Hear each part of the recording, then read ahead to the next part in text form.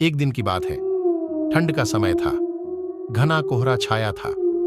सारे लोग जल्दी कार्यालय का काम खत्म करके घर की तरफ निकल रहे थे। नाना जी उस समय के बड़े अधिकारियों में से एक थे। वे उस समय के उच्च वर्ग के लोगों में एक अमीन का काम करते थे। रोज की तरह ही उस दिन काम खत्म होने के बाद घर के लिए अपनी गाड़ी से रवाना होने लगे। रास्ते में उन्हें हाट से उन्होंने घर की कुछ जरूरत के सामान लिए और गाड़ी आगे बढ़ा दी। आगे जाने पर उन्हें कुछ मछली बाजार दिखा और वे मछली खरीदने के लिए रुक गए। ताजी मछलियां लेने और देखने में टाइम ज्यादा ही गुजर गया। उनकी जब अपनी घड़ी पर नजर गई तो उन्हें आभास हुआ कि आज तो घर जाने में बहुत देर हो जाएगी और ये सब लेकर घर पहुंचने में काफी समय लग जाएगा।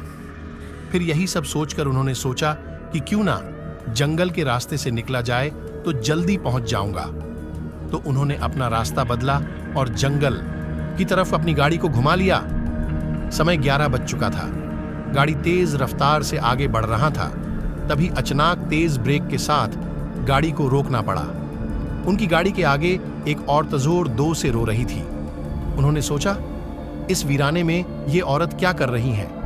उन्हें लगा कि कोई मजदूर की पत्नी होगी जो नाराज होकर घर छोड़कर जे नंगल में भाग आई हैं। तो उन्होंने उससे पूछ, जे नंगल में तुम क्या कर रही हो? लेकिन उसने कोई जवाब न देकर और जोर दो से रोने लगी। सारे जंगल में उसकी हूं सी सिसकियां गूंज रही थी। फिर नाना जी ने पूछा, तुम्हारा घर कहां है? लेकिन वो कुछ भी ना बोली। तब नाना जी ने कहा कि आज चलो मेरे घर में रहना, सुबह अपने घर चली जाना। ये जे नंगल बहुत सारे जंगली जानवर से भरा है, रात भर यहां मत रुको। चलो आज मेरे घर में सबके लिए खाना बना देना और कल सुबह अपने घर चली जाना। उसने ये सुना तो झट से तैयार हो गई और गाड़ी में पीछे की सीट पर बैठ गई। सिर में बड़ा सा घूंघट डालने की वजह से उसका चेहरा छिपा हुआ था। कुछ ही देर में गाड़ी घर के दरवाजे पे थी। घर के लोग कब से उनकी राह देख रहे थे। गाड़ी रुकते ही पापा ने पूछा, आज तो बहुत देर हो गई और सारे लोग आ भी चुके हैं। तब उन्होंने सारी बातें अपनी मां को बताई और कहा कि आज खाना इससे बनवा लो, कल सुबह ये अपने घर चली जाएगी। इतनी रात को बेचारी जंगल में कहां भटकती, इसलिए मैं ले आया। पर पापा को कुछ संदेह हो रहा था कि कहीं चोर तो नहीं, फिर रात को सोने के बाद या खाना बनाते समय कहीं घर के सामान ही चुरा कर ना ले जाए। पर बेटे की बात को कैसे माना करती। उन्होंने उस औरत को कहा, देखो आज तो मैं रख ले रही हूं, लेकिन कल सुबह होते ही यहां से चली जाना और जाओ रसोई में ये सामान उठाकर ले जाओ और खाना बना दो। उसने फिर से जवाब नहीं दिया, बस हूं हूं हूं की आवाज बाहर आई और वो सारा सामान लेकर मां के पीछे बहुत दूर चल दी। रसोई में सारा सामान रखवाकर माताजी ने उसे खाना जल्दी बनाने की सख्त हिदायत दी और वहां से चली गई। लेकिन उनका मन कुछ परेशान सा था। फिर 10 मिनट में रसोरे में उसे देखने चली गई कि वो क्या कर रही हैं और उसका चेहरा भी देखना चाहती थी।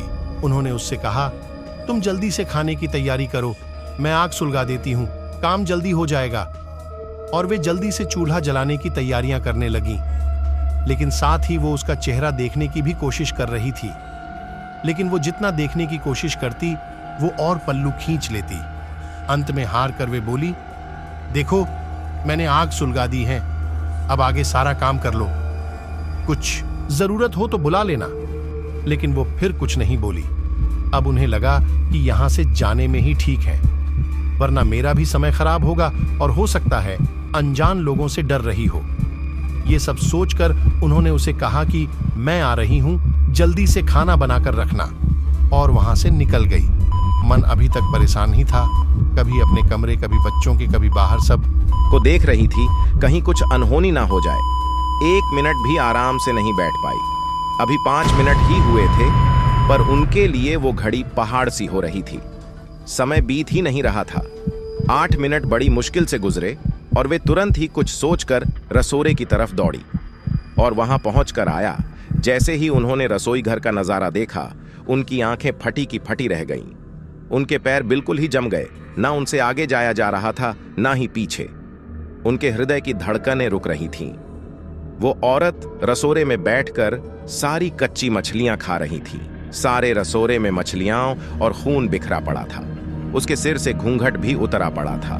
इतना खौफनाक चेहरा आज तक उन्होंने नहीं देखा था। बाल नाखून सब बढ़े हुए थे। मछलियां खाने में मग्न होने की वजह से उसे कुछ ध्यान भी नहीं था और खुशी से कभी दो वो आवाजें भी निकल रही थी। सी आवाजें गूंज रही थी। रसोरा पिछवाड़े में होने की वजह से और लोगों का ध्यान भी इधर नहीं आ रहा था। मां को भी कुछ नहीं समझ आ रहा था कि चिल्लाने से कहीं घर के लोगों को नुकसान न पहुंचाए।